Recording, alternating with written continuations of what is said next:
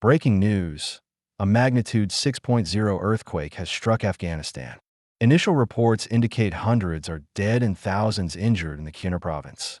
The epicenter was located near Jalalabad, close to the Pakistani border, at a depth of 8 kilometers.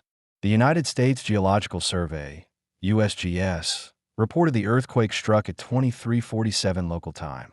The official news agency, Bakhtar, reports at least 600 fatalities and 1,500 injuries.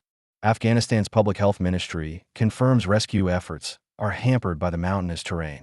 The remote location is making it difficult to assess the full extent of the damage. Authorities warn the death toll is expected to rise as search and rescue operations continue.